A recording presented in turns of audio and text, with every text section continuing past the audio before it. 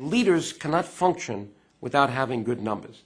Corporations today cannot function without having even independently certified numbers. And that's one of the reforms that I'd like to see. To have leadership and to have reforms that count, we need access to what we're doing in an economic way. And that means numbers that are telling us what we're really spending, what we're really borrowing, not using an accounting system that keeps economic activity off the books. Now, one of the things that I've talked about as a president of Truth in Government are specific reforms. One, the budget process. That has to be reformed.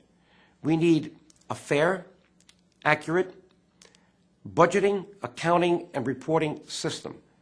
We don't have it right now. This is what's creating so much more being added to the national debt, and yet it's not reflected in the annual deficits.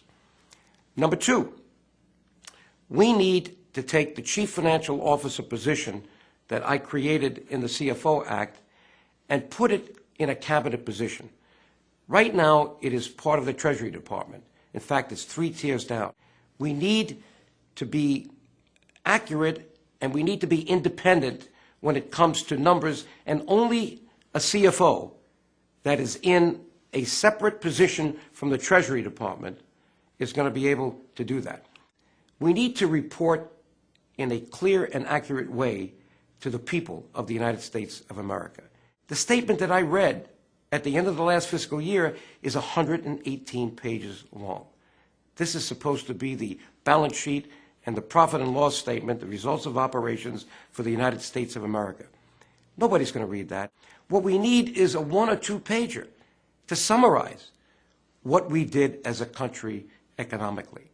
And it should be clear, it should be dispersed to everybody, and today we have the technology to do that. These are just some of the reforms that I've been thinking about, talking about, and hopefully these are the things that I will now implement when I go back to the Congress of the United States as a U.S. Senator representing the great state of New York.